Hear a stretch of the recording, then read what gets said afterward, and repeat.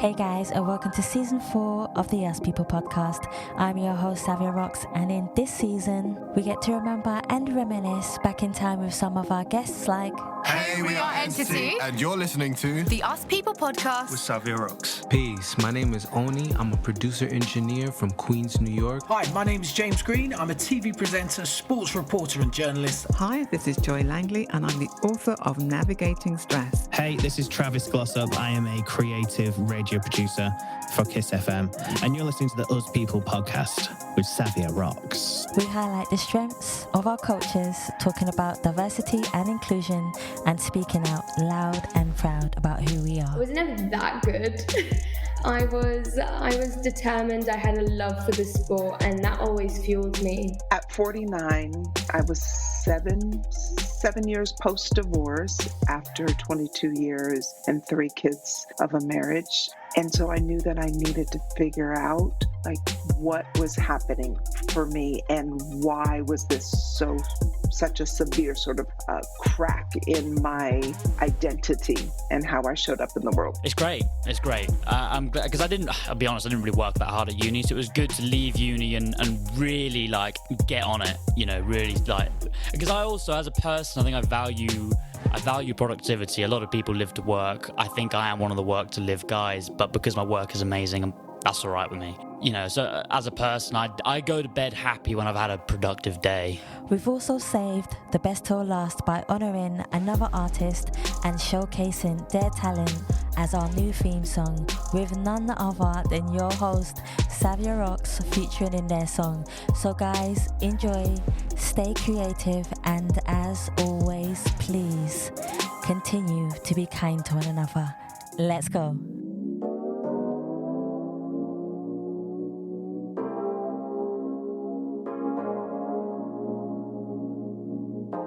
Hi, my name is Vony Eichel. I'm an author. I wrote A Reason to Carry On, and you're listening to Us People podcast with Savia Rocks.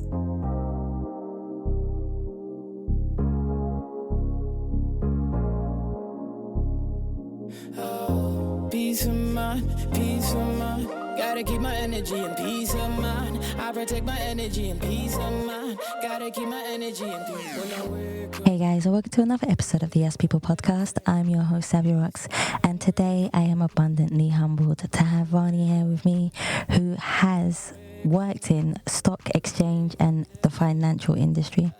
She has also found her calling, which is such a beautiful thing. She's an exercise therapist for the elderly, and she is also the author of her book, A Reason to Carry On. Thank you so much for coming on the Yes People podcast. How are you? Oh, great. Thank you so much for having me. No, you are more than welcome. So my first question for you is, could you tell us a bit about your background of where you grew up and how that influenced you to be the beautiful person who you are today? Well, I was born in New York, and how that influenced me, I think, coming to England, that I had to change my character very much so, because people in New York are a little bit more aggressive and they sort of don't queue and wait on lines and such. And my first career was a tour guide.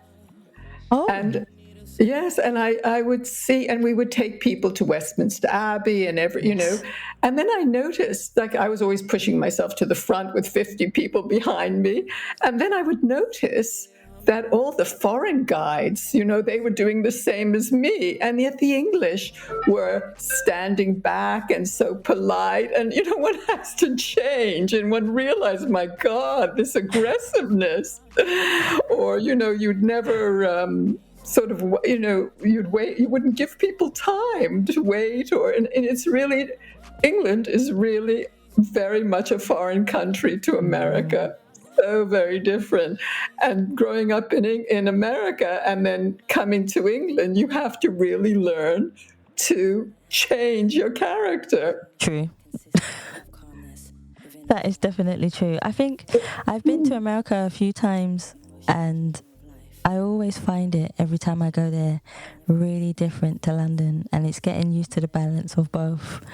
Whereas I would stand back, whereas somebody else who's from America is very opinionated. in their opinion. So it's being able to get used to both. So that's Exactly. cool. It's a very pushy, aggressive way of being generally, but it's, it has its positive things as well, because people are very ambitious, they're go-getters, where in England, people are more laid back, or they were. Perhaps things are changing now. Slowly but surely. But then you're influenced by every country that you go to. You take something from that and you implement that into your life, which is pretty cool. So I like that, definitely. So can you define who you are as a person, but also who do you see when you look in the mirror? But on the flip side of that question, has there ever been a time where you have looked in the mirror and not recognize the person staring back at you? How did you manage to go from the transition of not being in the space where you wanted to be and then being happy with who you see when you do look in the mirror? Well, it's very interesting that you say that, because I once did a course many, many years ago on psychosynthesis. Yes. And you had to look in the mirror, and quite honestly, I couldn't say I love you, Vony. I couldn't say it to myself. And it was really strange. And I realized I didn't love myself. And then I was taught that for 3 weeks, you have to look in the mirror and say, I love you, Vony. I love you, Vony. I love you, Vony. And it really worked. And also it was a transformation then, not realizing, how one felt about oneself, or what one's problems were growing up, Funny, I was speaking to someone, they said they talk about adulting, learning to be an adult. Mm-hmm. And I never thought of that, but surely that's what the problem with growing up is. Not easy. No, there's no easy way around it. But once you get there, it's delightful when you get there. Oh, I love that. No, let's talk about a few things. One thing I do like to talk about is clarity. So there's clarity and courage, and I think they both bond very, very well together. And even reading your book, a lot of elements of it come around about how you live your life and how much you do, like you say, love yourself also. But can you talk to me about how you feel about clarity in your life, but also having courage to find clarity in your life? I think, really, what's life about but with people? Mm-hmm. And we're all really here to serve. True. And when you learn that, I really had the biggest lesson in my life. My life changed dramatically when I broke my leg. Mm-hmm. And I was in terrible pain, and it was just the most terrible time because I was forced to stop running. And I'm also a person with attention deficit, so I was always running. And with my leg, I was stuck for a whole year. I had a very severe break, and I couldn't do anything. And I couldn't, walk without crutches. You were really debilitated. But it turned out to be the best year of my life, really, because it taught me, you saw life in a different way. Yes. And you saw really, first of all, the only thing that I really always liked was exercising. And when I came to England, I developed a passion for ballet. Oh. But I never thought of that as a career. I never would think I would investigate other careers or do different things, finance or whatever, or even, internet or systems analysis, which wasn't me, but one wasn't programmed to think that you could earn a living doing exercise. And so when I was laid up for a year, I had the time to think. Yes. And across the road from where I lived, funnily enough, I could see from my window, was an old age home. And there I was, totally debilitated. And if I was lucky, someone would take me out in a wheelchair. And I knew what it was. And then I could relate to the people in this nursing home and think about it. And then I thought to myself, what do I really like in life? Exercise, doing ballet, but too late. So what could I do? I could teach exercises. And then who better to people with special needs? People who would, and so, it hit me the hard way. I never in my life, I don't think I would have ever found my calling if I hadn't broken my leg. I would have never thought to, follow that career. And there I was, and then I all of a sudden my leg healed after 1 year, and I took a course, and I combined all my ballet classes. What I did, I went to my ballet teacher, and used it with working with people with severe special needs, and also psychiatric ex-offenders. And that's why I wrote my book, because I thought, I had something really to contribute from these people from a wide variety of backgrounds that most people would never have, come across. And I also did a course in behavioral psychology to try to understand people with these different disorders. Can you break that down for me a little more? Because I'm always interested in people's behavior and why they behave in such a way. Okay, and I'll tell you, one has to always respect everyone, every person. Doesn't matter who their background is. You can always learn from someone. And the person who really motivated me in life to start thinking more deeply and made me write my book, A Reason to Carry On, was a psychiatric ex-offender. But he was also diagnosed as a violent, I didn't know it at the time, he was a violent psychopath. Yes. He had been an arsonist, a rapist, he was illiterate. And he got me, and they're also very manipulative. And he used to come to the end of the class and stay, and he got me to give him individual attention. And to make a long story short, I started helping him. And he told me a story. He said to me, he was out one day and he fell in the road in front of a pub. And a girl put out her hand to help him up. Mm-hmm. And then he turned to me and said, "What's the point? You get up just to fall down again, up and down, just like a yo-yo. I might as well just keep fixing drugs till the end." And that made me think about him and his life and the purpose of his life and the meaning of his life. And then I thought of all the other people I worked with, and what the common thread that they had was they were all disadvantaged in some way or other, in different aspects of life.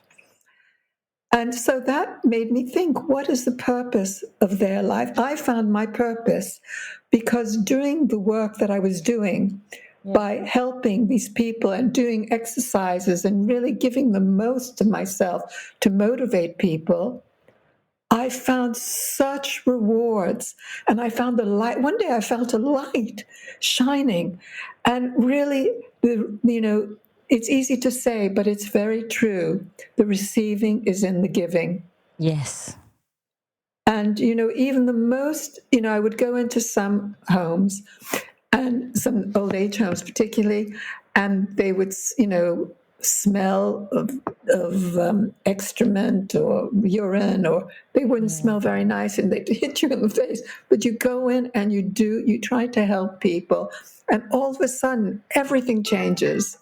You're like an actor on the stage, and you're trying to give people a great time and motivate. And it's I had so much out of every class that I went to that, it really put meaning and purpose in my life.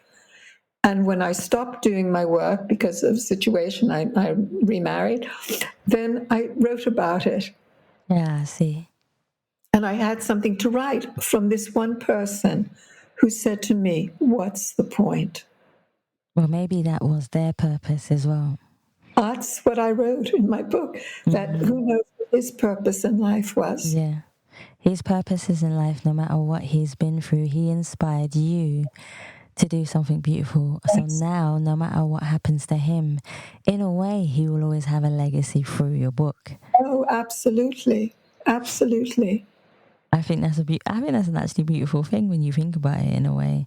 I'm so grateful to him And it makes you realize everyone that you meet has something to contribute. Oh, they sure do.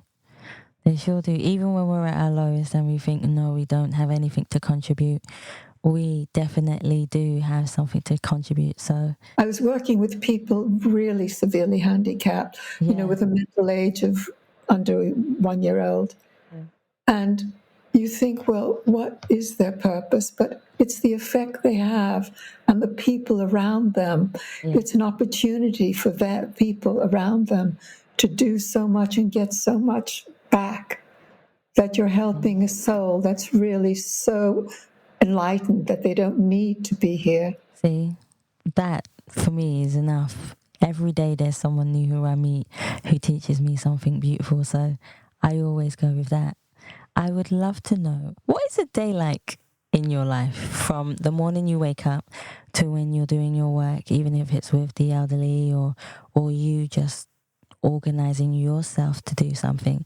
What is a day like in your life from the moment you wake up? Well, now it's different from when I was working as an exercise therapist. Mm-hmm. So did you want to know when I was working as an exercise therapist or now? Can we do both? Sure. Okay, let's go. Well, when I was working as an exercise therapist, I was doing 4 classes a day, 5 days a week, and I was exhausted. I did 2 in the morning and 2 in the afternoon. Yeah. And I came home and I couldn't hardly move because I was prancing around and jumping around and giving the most energy that I could.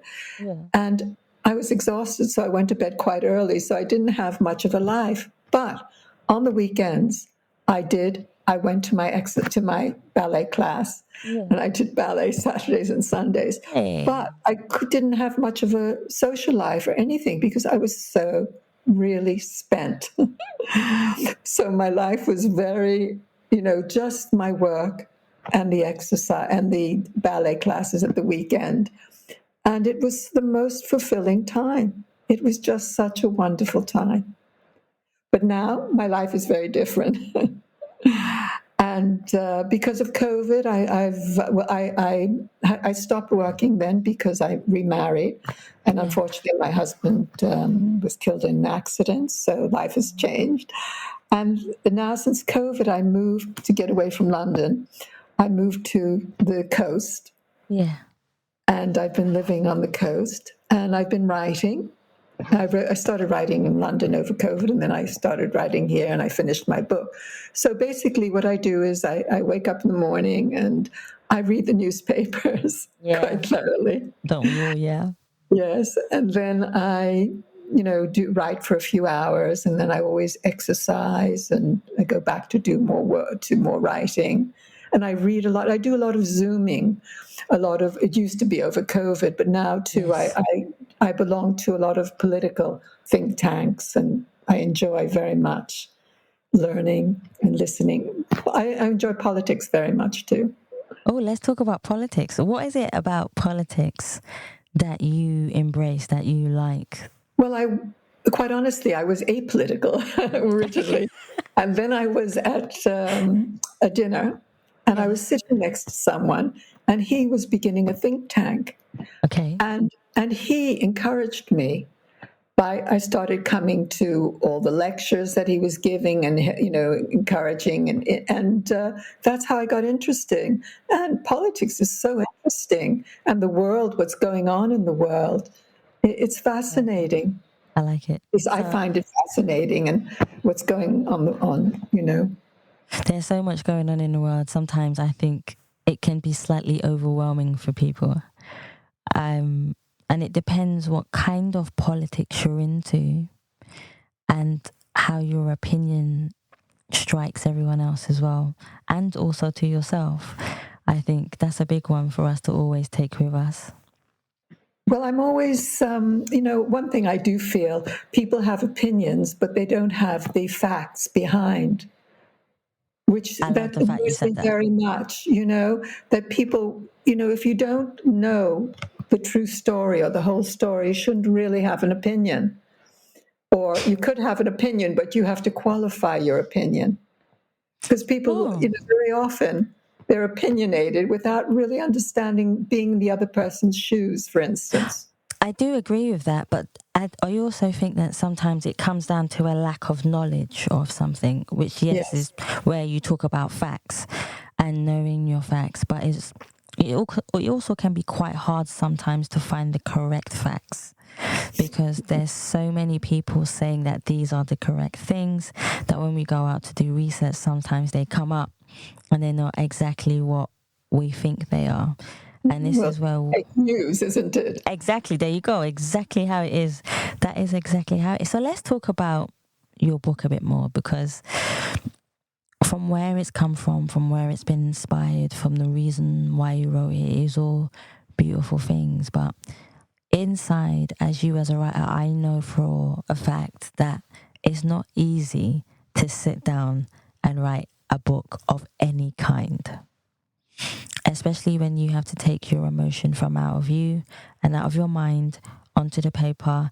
And we have an emotional attachment to our work before we release it to the world. How was it for you to be able to take from what you've learned, from what you saw, the story you've just told me, or one of the reasons why you wrote the book, to pull it down and be able to share that with the world? Well, first of all, I wrote the book a long, long time ago. Yeah. And I wasn't able to get it published then. And I was a very different person. I was much more into, you listen, we change with the years. Naturally. We're a very different person. And I picked it up during COVID.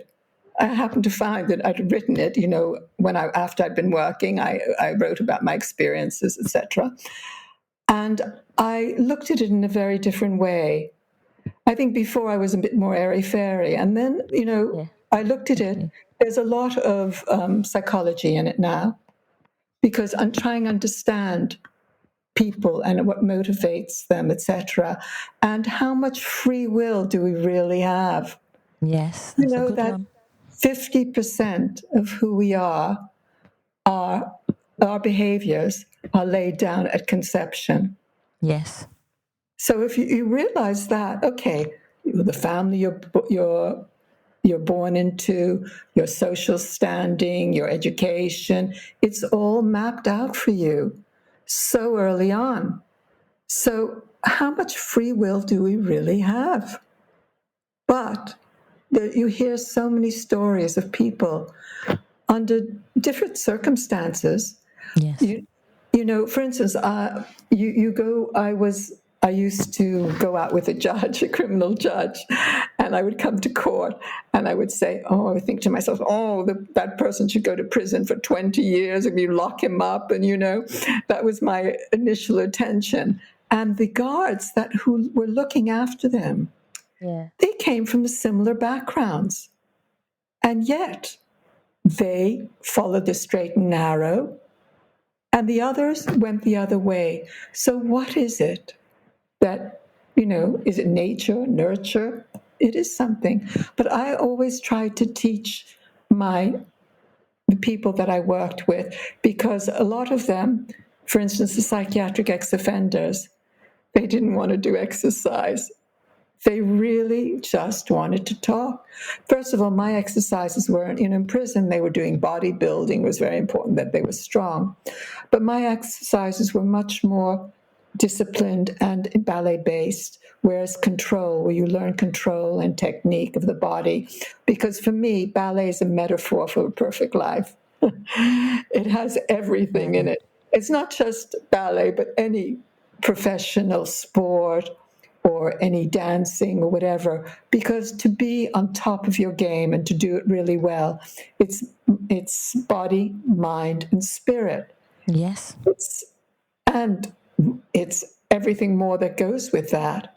That's true. Because you have to be so focused. It's psychology, physiology, it's everything. So to me, that's the most perfect sort of person. And what makes them so perfect is that they're so focused and so controlled and so disciplined. And I think to really achieve in life, you have to take time and focus. Even people who have brain damage, you there are ways to go around that damage, because there's new connections always being developed. It's not easy, but it can happen. Whoa, I love the way you put that into perspective for me. Another thing that in your book that you have is, I've written it down, secure and insecure attachment, if that's correct. Yes. And this is something that I really love to talk about. Not many people talk about it, but I think in the world today, it's not just in relationships. It's in who we are as people. It's in how we carry ourselves across to our friends, our family. I would love for you to educate even myself on insecure and secure attachments. Well, I think there's three different attachments, really. People who have secure attachments. Yes. They come from a loving home, and and it's also how they would then carry on with their partner or the people that they would meet. It's how you feel about yourself. Yes. And for instance, people who don't come from very happy backgrounds, they come from with an insecure attachment. So they put on their mask and they go out in the world and they have to feel that they want respect. Yes. And if someone bumps into them or doesn't look at them properly, they get aggressive. What is it? It's because they didn't have that secure attachment. They have to compromise and put something else to protect themselves. Yeah. And so that's someone who comes from an insecure attachment. Well, then you have the half and half as well, that people who have, halfway. And also, for instance, as I go back to the psychiatric ex-offenders, because they're the best example, and I write about them in my book. I mean, most of them, they couldn't have successful relationships because they didn't know what it was to have a really happy relationship, or the people that they would choose would be damaged themselves. Okay. Yeah, that makes sense. Yes. And, so it's always, I believe there's always hope, and people can always overcome. There's nothing in life which you can't overcome. If you really are motivated, I'm not saying you go to the top, but you can get better and better. You can, by really focusing and working hard and trying hard. As I told you, I didn't get my book published fast, and I'm not a natural writer, but I focused and I worked hard and I tried my best and I read a lot and I kept trying to develop. See? And in the end, I got published. So that's determination. I think everyone, if you want something in life, nothing's going to come easily to you. Yes. It's no good to lay back and just think that there's some white knight going to come and save you. I had that problem because I was brought up by a very strong mother who, was trying to protect me from life, but she didn't let me be able to be strong on my own because I was reliant on someone always to look after me and do everything for me. And when I finally learned the hard way, no one's going to come. You've got to do it yourself. It was the best lesson. But then that brings me to my next question. We talk about empowerment. How do you believe that you say finding out that you have to not fend for yourself, but look after yourself and make yourself understand that you are strong, you are able to do things on your own? Talk about empowerment to me and how you feel that you empower yourself and also other people. Well, I think it goes back to what we said originally about looking in the mirror and loving yourself. Very true. And I try to teach my students that when they want, the ones who want to talk to me, to respect yourself. It doesn't matter what anybody else thinks of you. Yes. It's what you think about yourself. If you value yourself. Now, how do you value yourself? By being the best person you can be. You don't have to be any better, but the best person you can be. Yes. And always try to do good. And that's the most important thing. And there are two motivations in life. There's love And there's Yes. fear. Fear being a very big word. It's envy, greed, whatever, or love. And if you act, always your motivation is coming from love, a place of love, then you don't go wrong. We all make mistakes. We're all human. We can, we're not It's natural. perfect.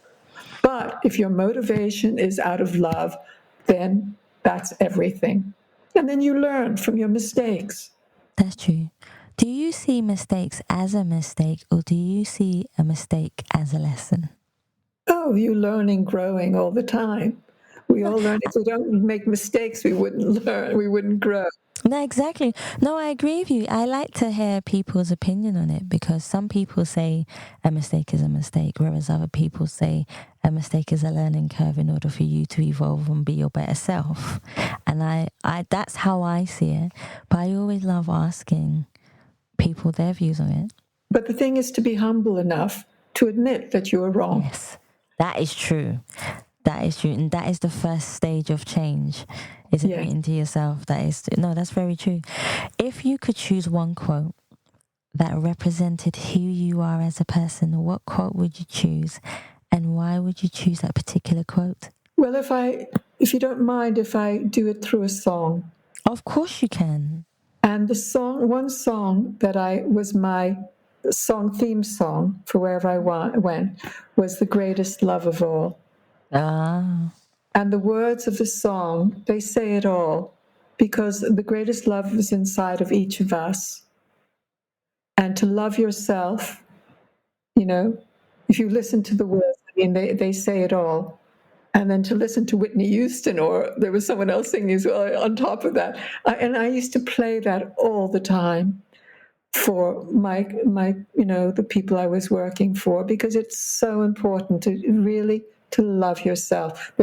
First, when you can't love anybody else unless you love yourself. That's true. Once you love yourself, then you love yourself because you're doing your best and you're being a good person and kind to others. That's where it all stems from. I like that. That kind of answers my next question. So I'm not even going to ask you the next question, to be honest with you. So my next one would be, if nobody was judging you, because we're constantly getting judged by who we are, and you've helped so many people who are in the sector of being judged. But if I took out the word judgment in the world and I said to you, what would you do differently if nobody was judging you? What would you say to me? I think I'm long enough in the tooth, so they say, to not be worried. One thing about getting older, which I like very much, is that you're This not is what I like. People's judgments. You don't care. It's learned. It doesn't matter what people think about you. It's what you think about yourself. That is true. That matters. I love that.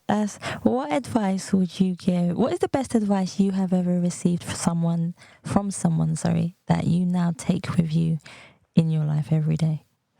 The best advice I had, I think, just to slow down. Do you know, somebody said that to me? I was speaking to somebody else and they said they were talking to people who were older than them, and they said the problem with the world is that youngsters want to speed up too fast and older people want to slow down. My father used to say, turn your tongue 10 times before you speak. And I think it's a question, and maybe not 10 times, but, it helps when you take things a bit slow. When you work with people with psychiatric problems, and particularly psychiatric offenders, one thing they like or they must have is instant gratification. And, they want instant coffee. They have to have instant. They can't delay gratification. Mm-hmm. And that's a big problem for people, not the ability to delay gratification and thinking they have to have it all now. That's quite true. And the people sort of buy things that they don't really have to have because they want to have it. They think they deserve it or whatever. But this idea of working for things and delaying gratification and, taking things step by step, I think that's very important. Talk to me about the people that you work with more, because I'm really intrigued, because do you have to have a certain mindset or patient or patience to be able to work with these people? It's how you approach it all, not at all. First of all, I love teaching exercises the way I did, and I love the music, and so I'm away anyway, And then when you worked with people who are the really elderly, you would choose music that they could relate to. Yeah. And for instance, something like, "Oh, How We Danced on the Night We Were Wed" by Al Jolson, or something like that. That's the one. You move to that and you feel them moving, and you just ask them to embrace themselves and move. It's just so wonderful, and you see the difference it makes to these people. So, as I say, I come back again. It's all about people. And see, when you finish your life, what do you say? "Oh, I went to lots of restaurants, or I went to lots of parties." It's really the good that you did.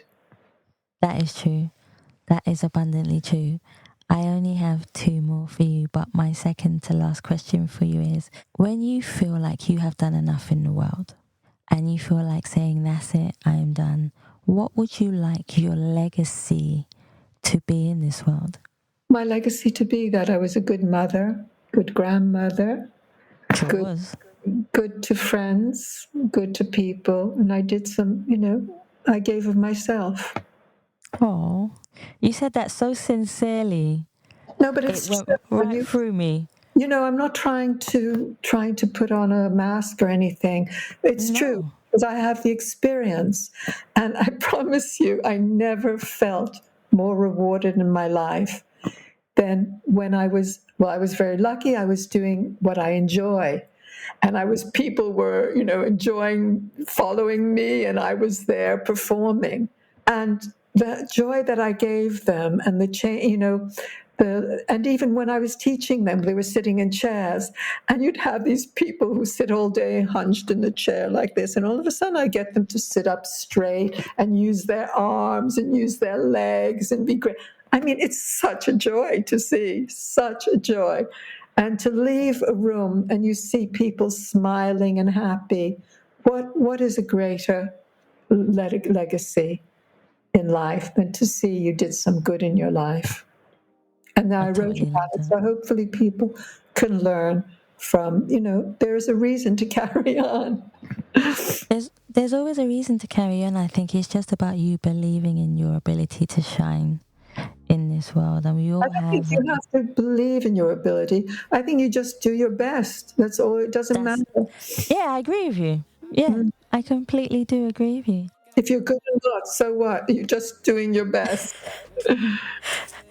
I've had the privilege of being able to read your book, but I would love for everyone else to be able to have that privilege. Please let us know where we can find your book, where we can find more about you. It's A Reason to Carry On, and it's on Amazon. It's at Amazon, and also my website is www.areasontocarryon.com. Nice and easy. No, you're more than welcome.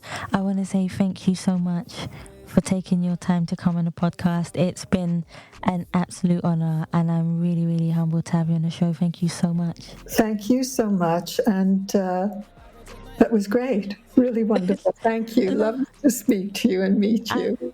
And you too, guys. I want to thank you so much for listening to the As People podcast. And please remember, you can subscribe and leave us a review on Spotify, iTunes, Google Play, and any other platform that you prefer listening to. Please also follow us on Facebook, Instagram, and Twitter. And you can also donate to the As People podcast by simply going to the Savia Rocks website or typing in paypal.me/Us People podcast, guys. Thank you so much for listening. Stay happy, stay positive, and as always, please continue to be kind to one another. Peace of mind, gotta keep my energy and peace of mind. I protect my energy and peace of mind. Gotta keep my energy and peace of mind. Peace of mind, peace of mind. Gotta keep my energy and peace of mind. I protect my energy and peace of mind. Gotta keep my energy and peace of mind. Peace of mind, peace of mind. Gotta keep my energy and peace of mind. I protect my energy and peace of mind. Gotta keep my energy and peace of mind. Peace of mind, peace of mind. People say that having a peace of mind is trying to find a consistency of calmness within ourselves, to crave for a clarity that drives us through our emotional journey of life, to never let a person's judgment manifest into a fear inside of us, learning to believe in our ability to shine through the darkest moments and tunnels when we cannot see the light. Patience being our light for forgiveness and strength, to believe in our destiny. If you want real peace of mind, one needs to stop fighting their inner thoughts and embrace them with love, because love is the most amazing and beautiful strength that we have to conquer our peace of mind. Make your thoughts impact a nation by keeping them true and honest, especially to yourself, but make your peace of mind protect you when you don't have strength to embrace anything else. Find your peace of mind by listening to your heart. Well, it's very interesting that you say that, because I once did a course many, many years ago on psychosynthesis. And you had to look in the mirror, and quite honestly, I couldn't say I love you, Vony. I couldn't say it to myself. And it was really strange. And I realized I didn't love myself. And then I was taught that for 3 weeks, you have to look in the mirror and say, I love you, Vony. I love you, Vony. I love you, Vony. And it really worked. And also it was a transformation then, not realizing, how one felt about oneself, or what one's problems were growing up,